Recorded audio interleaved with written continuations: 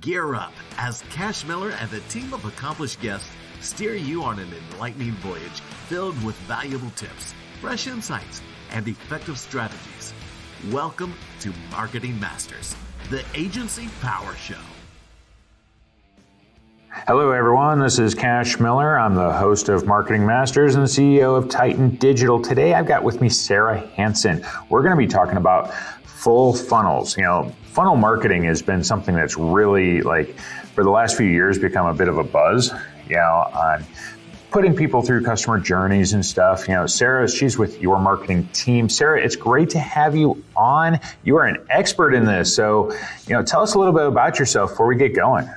Yeah, so it's great to be here. Thanks for having me on the show. Like you said, I'm the owner of Your Marketing Team, which is a digital marketing agency that does focus on what I call the full funnel effect. So creating, robust marketing strategies that help nurture a prospect from the first touch with your brand all the way through to making a purchase for a product or service that you're promoting online. So we focus on things like social media, email marketing, SEO, blogging, online events, all of the fun stuff. Okay, so I want to get started, so that everybody's, on the same page. I want to talk about that journey. What does, from the very beginnings, from the top of the funnel all the way to the bottom, what can you describe to us each part of the funnel, that, we're taking customers or potential customers through so that, everybody understands, all the different working parts? Mm-hmm. Yeah. So as you know, funnels can be very complex and they can be really simplified. So because this is a lot of people's first entry point, I will do the simplified version. So the first touch that someone has with your brand will be in the brand awareness phase. And I like to work with what I call a funnel framework and have three main parts that coordinate with the brand awareness phase, the engagement phase, and the sales phase of a funnel. So with the first touch, usually this is you promoting something really small or something that's a great free resource like a freebie. And you can be promoting this on social media. You can be promoting it through email marketing. You can be promoting it just in any way that's organic and, is a way that people are coming across your platform. It could also be on YouTube.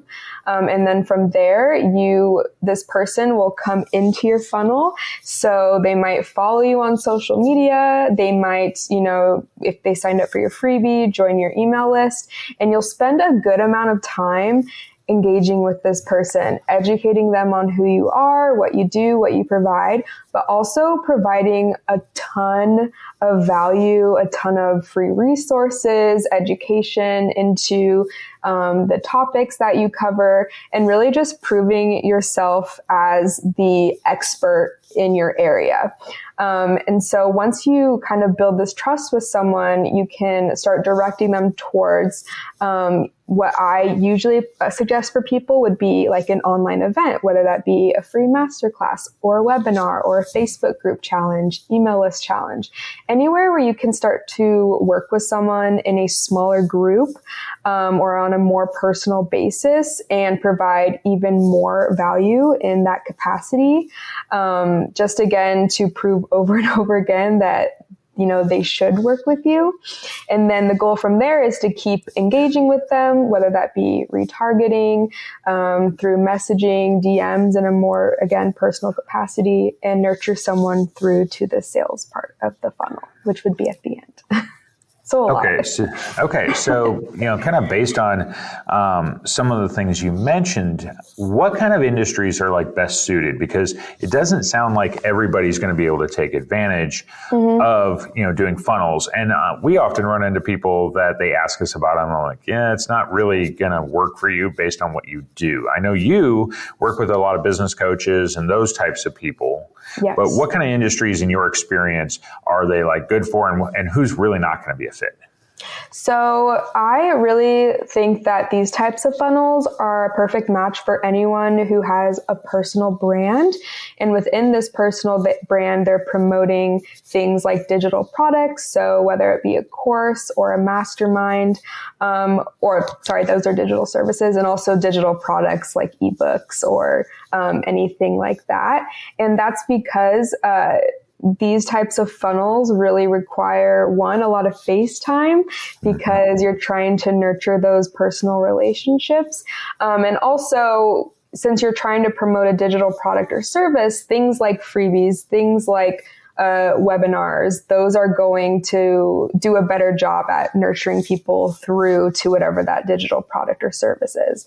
So if you're like, not a personal brand, if you are maybe a bit more B2B, this specific funnel might not be for you. Well, it would, you mentioned personal brands. Now, I can see some openings for larger companies, but it really does depend on what you do, and not necessarily larger, but just individual companies, because it's really, because you mentioned it takes a lot of information. You're trying to educate, the people that you're bringing into the funnel. So I can see room for, let's say business coaches, yes, but basically industries that are very information heavy. So education, period, if that's like what you do, so I can see room for definitely different types of educational organizations. I could see room probably for nonprofits, in there, because they're, to eventually build up like donors and stuff like that. And you're educating about issues potentially. So there's a lot of room. It's not going to be something, that's suited for like service businesses or anything. But if you naturally create a lot of educational content about what you do, your industry, causes, things like that, it can really work. Yeah, no, that's a really good point. And also it really just depends what that final product or service or promotion you're trying to get to is. Because if it makes sense to, build this kind of digital funnel up to this, then it can be possible. But like you said, it does require a lot of educational content.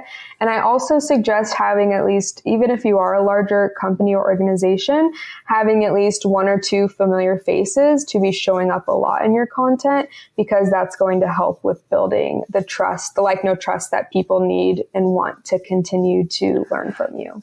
Yeah, so a lot of businesses on that note would be like if you were the founder of the company, CEO, something like that, that's often good because you have to watch, if an employee left the organization or something, now all of a sudden you lose that trusted face. I remember, I can't think of his last name, Google for years, and it wasn't about funnels, but for SEO and stuff, they had this guy, I remember his first name was Matt.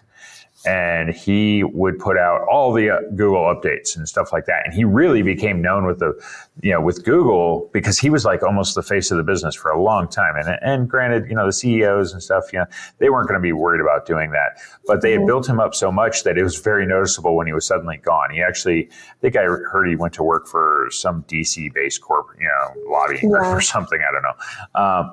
But he had become that face for years. And when he disappeared, it was, very noticeable. So, when you're considering testing this as a marketing avenue, you have to be aware that, somebody should be the face of it. It's probably preferable that it's a founder or something, but yes. Preferable. And that's where it gets tricky sometimes with a large organization, because a lot of founders or CEOs, they're busy, but also maybe they don't want to be, making a bunch of video content or anything like that. So, well, as an agency, we've done a lot of video content over the years for people doing like a promotional and about videos and things like that. And I will tell you firsthand, some of them are horrible. Like it's like you're your best spokesperson. But getting them in front of a camera, they freeze up. They don't know what to say. It's tough, So, if you're not good with that. Yeah. The best thing you can do with video content, if you're hesitant about it, is to just start making it. I always tell people, you're not going live. So if you mess up, it's okay. And if you never post it, it's also okay. Getting comfortable in front of the camera is really important. I do a lot of public speaking, and I grew up not being a good public speaker and stuff. And so, industry events and things like that. And I got better as I as I did it more. So you can build a comfort level to be that spokesperson, be in front of everybody, and know that you're, I think in the back of your mind, you have to always remember you're the expert in the room. So you're the expert on the camera, you're the expert in front of everybody, you're going to speak really well to it, and it should provide a comfort zone. Yeah, I always remind people that they're the expert, and I always remind people that they are their biggest critic. So you're going to notice all of your flaws and all of your, quirks and all of that. But to build on the point that you are the expert, what I see people do a lot with their video content is they will overshare sometimes too much, like in a reel or in a YouTube short or in a TikTok video, and it'll go on and on. And as we know with video content like this, it needs to be a bit shorter. And so I'm like, you think that you're not giving away enough, but really like the first point that you make is you can stretch on that for longer, or you can just use that and then, do a series. So sometimes as experts, we tend to go on and on about things. But even the smallest nugget of info is a lot to your audience. Yeah. So the first takeaway is that you have to be prepared to create content, and it's best if you're a founder, the CEO, whatever, that you can potentially put yourself out there. Maybe you have somebody else that's really trusted on your team that has been with you a long time and would make even they might be a better spokesperson for the company, but know that you're going to need a face, no matter what. Now, as you're going down the funnel, and we're talking about, okay, so you started with social media, now maybe we're getting you on email lists. Like, how long can the sales cycle be when you're using funnels? Let's talk that for a second. It depends on if you are solely focusing on an organic strategy and if you are going to use paid advertising. Obviously, an organic strategy is going to take longer because it's just going to take more touch, more content to build up that relationship with someone. So honestly, the brand awareness phase, depending on how much content you're producing, how many platforms you're on, I think could be between let's say 3 months. And then, once we're not the brand awareness phase, the brand awareness phase is more like a month, 6 weeks, but then the engagement phase is really the part that takes the longest, because it takes a lot to get someone from meeting your brand to if they're going to purchase from your brand. And it takes a lot of building trust. So that's why that engagement phase is so long. And I would say the engagement phase could be anywhere from 3 months to a year, maybe even beyond sometimes. That's why it's always so important to, if you're doing organic, to have a frequent posting schedule, to be making multiple touches with people, to make sure that they're following you on social. To make sure that they're following you on social, but also on your email list, just because the more you can get in touch with them, the more you can make those touches with them, the better. So, using funnels, it's a long-term play. It's not something that's going to provide an immediate return, but over time, the funnel, the people at the different stages, the number of people will grow larger and larger. You build up brand awareness, so the top of the funnel becomes a larger number of people. And then the ones that are into the next stage, which might be putting them on an email list, so that you can continually touch, on them, becomes that gets larger over time. Your email list gets bigger. And then, go into so we get past that stage. Now we get into the next one. Yeah. So, are we talking, okay, we ready to buy? Yeah. Because the nurturing stage can have multiple aspects to it. Yeah.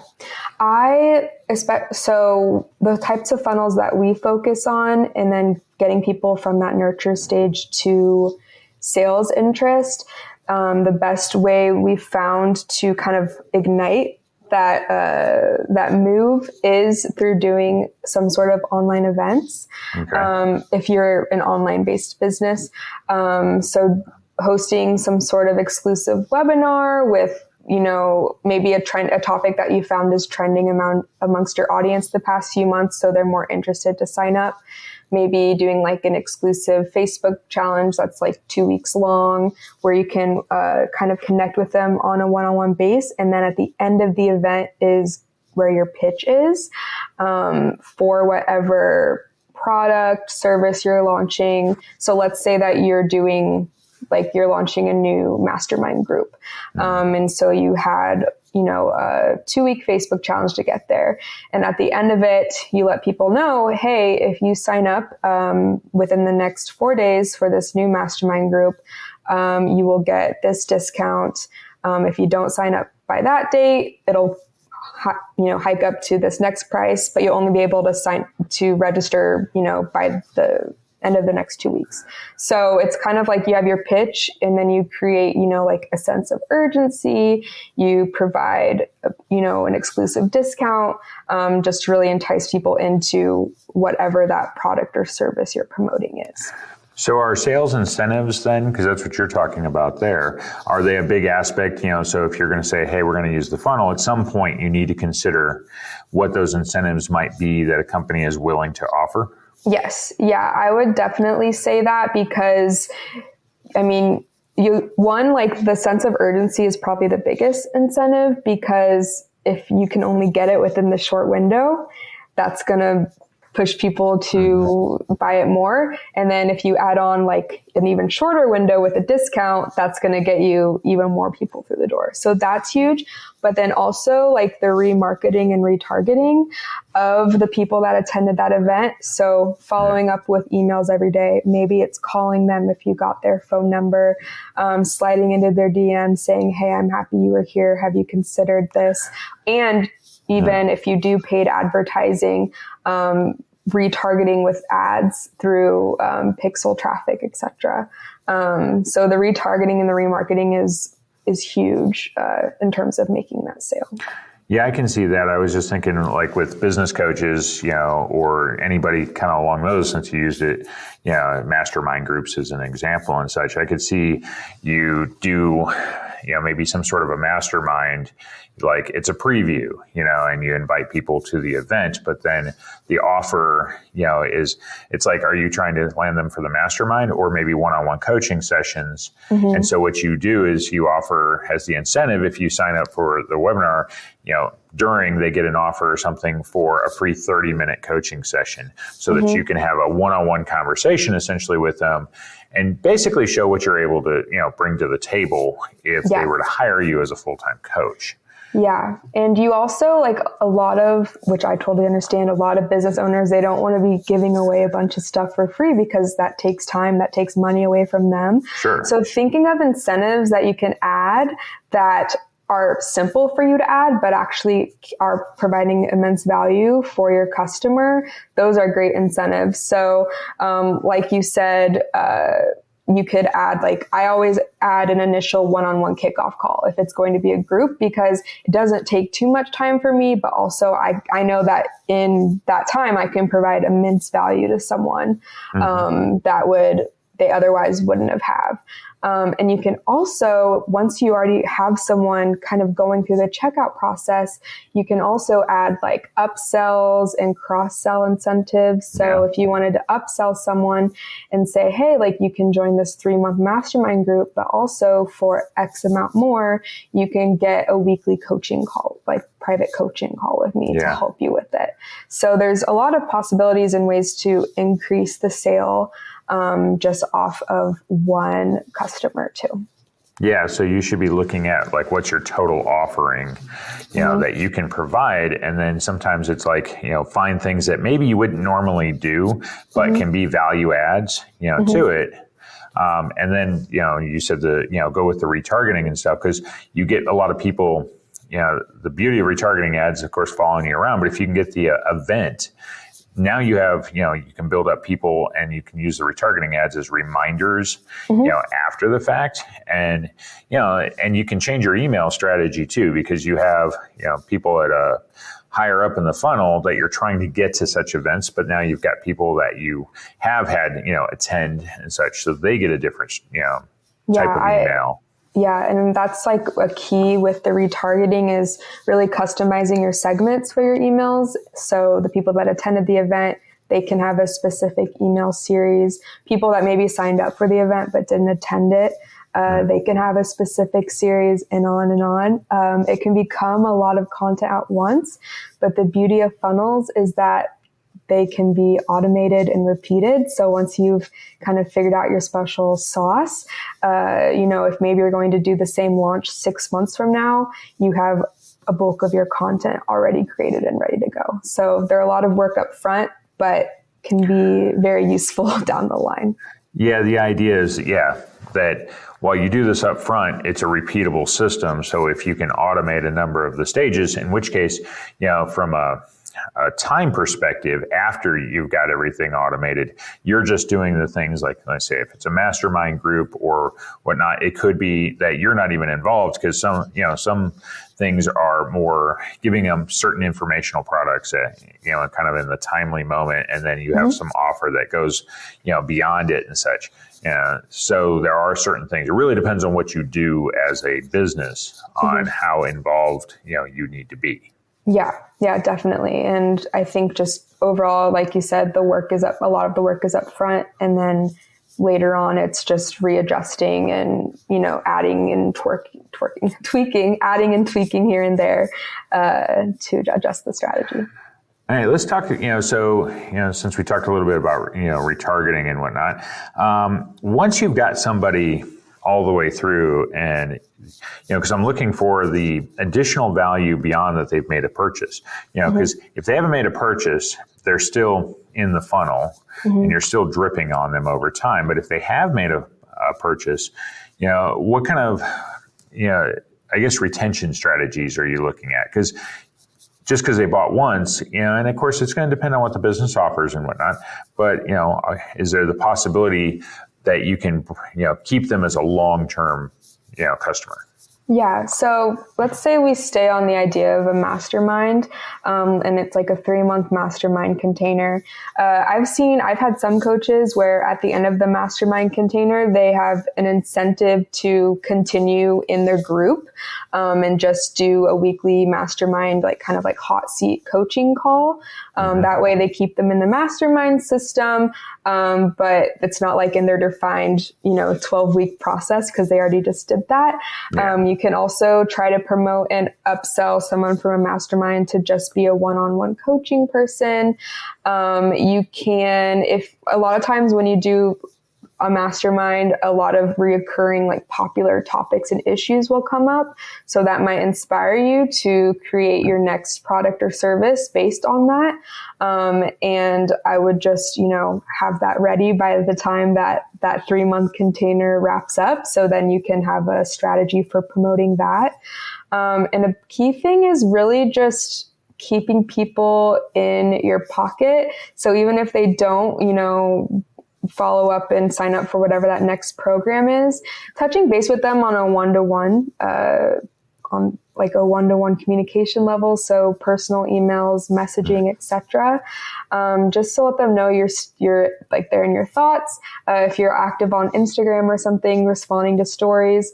I think the key thing is just keeping conversation going with people, checking in on their business, and just letting them know that you care about what they're working on.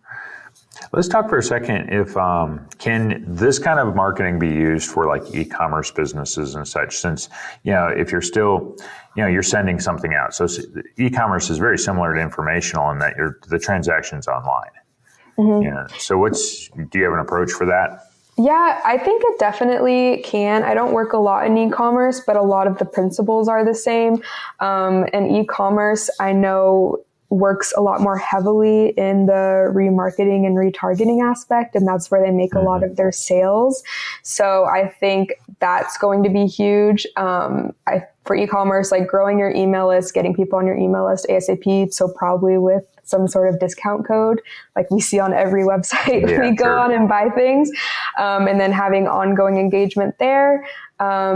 And then when it comes to someone, viewing a product and they didn't buy it, you forgot this, or, people have things in their cart and they don't press purchase. So I think in e-commerce, it's a lot more heavily based on the remarketing and retargeting for sales, but the principles are the same.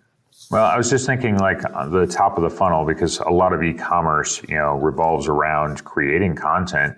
It depends on the product, but it's been a while, but a long time ago, I worked with a billiards company. They sold shuffleboards and pool tables, and they were all high-end things. And one of the things that we had to work with was content that was, related to actually playing the game. And so, using that kind of content to drive top-level interest. And then, all the way down to where you might want their product, because their product is constantly featured. It's sponsored by the company. Different videos and stuff. You see all of that coming from them. And I'm just thinking for like some high-end brands, especially if they had essentially influencers, just people, that are known. So if they sponsor, it's kind of like sponsoring athletes. They create a bunch of content around that with the idea of going all the way down. Yeah. Sorry. Something that's cool with that's something that e-commerce people can use. So influencers are obviously a great place to start, but also just UGC content. You can pay people whose job is to just make content of them using your product, talking about your product, promoting it, and it can look like influencer-esque. And that performs really well too on your own pages, in advertising. And a lot of the time it's a lot less expensive than some influencers. Obviously, if you pay an influencer, it comes with the bonus of their audience, but sometimes it's just like that style of content performs well in general. So you can pay a UGC creator to make an influencer style content and use that in your marketing too, which is cool. Yeah, that's a good point. Especially, product related, stuff where you have something physical to work with, that can be a really good way to go. And, that lends itself to all the social media sites where, of course, all the influencers are and whatnot. And then it can, make its way down that funnel, but it gives you that, like they're more likely to be involved with products than they are with like informational resources and such. Yeah, definitely. When you're putting together though, on the information side, like, I guess, what are some of the best things besides like doing, information wise that doesn't necessarily involve someone having to be on a camera or anything like that? So what are some of the best things that you've seen for conversion, to be offering? So I would say the best other types of conversion content that I see would be any sort of carousel post. Those do really well, where you're kind of able to like do a storytelling type of content. So what I like to do is start with a bold statement that's maybe a little controversial or would maybe, start a conversation, and then swipe to explain more what that bold statement is. And then at the end, there's a call to action, something for you to take. These perform well on Instagram, but also right now really well on LinkedIn. You've probably seen an increase in popularity of, you can upload a carousel as a PDF and it'll slide just like an Instagram post. So those do really well. And also the best place to sell, like if we're talking about Instagram, the best place to sell is actually in your stories, and in DMs. So because there's more opportunity for one-on-one interaction there, people can respond to a story, they can take a poll, etc. So there's more opportunity to open discussions. So you don't even have to put your face on a story. You can have like text on a screen. You could, if you like to make graphics, you can pre-prepare graphics or just throw up a background and talk about something. But that's actually where some of the best, at least click-through rates, come from on platforms like Instagram.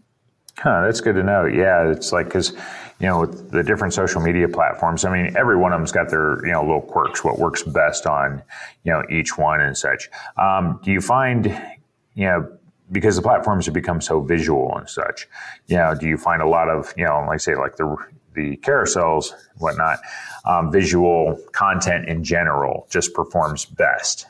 Yes and no. So we used to see like in 2018, 2019, super visual, like a lot of graphic design put into the content, those posted best.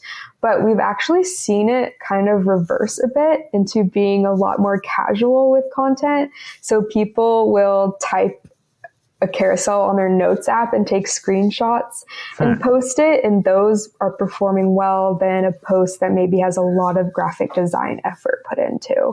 And I think the idea is that it just feels a lot more personal, authentic, and real. And that's the trend that, especially for personal brands, and that's the trend that a lot of social media content is going to. So that's kind of an interesting thing to observe right now. Yeah, I'm wondering, is it just what people are latching onto, or is it also the algorithm of the platform kind of seeing the difference, because, algorithms, the things that they can see and know, quite substantial, especially with AI and stuff being integrated into them and everything. So do you think it's, just because people are latching onto it, or is it also being influenced on the back end? I don't know. I think it could be both. Like, a lot of people are latching onto it, and therefore the algorithm like sees that and pushes content like that because it's getting the most engagement. Also, I just think overall there's a movement culturally to not have everything be so posed and so perfect and proper. And that is now coming through even to business pages. So it could be a lot of things. Yeah, I mean, it makes sense because, I say we've had this, of course, tendency, when social media, everything first came along, it was treated like a lot like traditional advertising. And, people want it to be more authentic. They say they like to engage with brands, but it needs to come off as not being, I guess, posed the entire time, where it's, very specific and such. You want it, more natural, which the plus side of, content being created that way is it's easier to create. It's faster to create. Definitely. And so you can do, more, a bit more volume to it, as long as you're doing it in such a way that it's like not turning people off. It's engaging constantly. Yeah. And something that I do with all of my clients and then with myself is obviously I constantly track what kind of posts are performing best. And time again, it's the more authentic ones. It's the in the moment photos or graphics or whatever. And so, my own content creation process has become much simpler. There's like 2 or 3 templates that I know work really well with my audience that I've switch out my info in each week and send out, and I know they're going to perform well. And so I think content creation can feel like a really daunting task to people who don't do content, but just knowing that you actually don't have to be a graphic design expert or a storytelling expert or anything to put out a post should be reassuring for people. Yeah, I think that's good. So what would be your top takeaways, of if you were, thinking about going this route, you wanted to test it, where would you start, and how would you put together, basically a funnel plan? Yeah. So I would start obviously with wanting to fill the top of my funnel with as many people as possible that fit in my ideal audience. So I think a lot of people get stuck on thinking they have to have their whole funnel figured out before they even start posting or putting anything out there. And I would just focus on what my, freebie offer is, create that, and then also create a strategy around promoting that and around just promoting myself on social media. I would pick 1 to 2 platforms. You don't need to be on all of them. Get really good at 1 to 2 platforms, and then also start promoting just the sign up for my freebie to my email list, and then start, sending emails there. Because then once you figure out, okay, what's my nurture offer going to be, like my webinar, my Facebook group, like what's my, final product and sale going to be, like once you, at least as long as you're like filling in that top of funnel, then you can kind of figure that out as you go if you're just starting. And that makes it just easier to start growing an audience so that when you do figure out those things, there's people there to promote them to. And it doesn't, take so long to get people through your doors.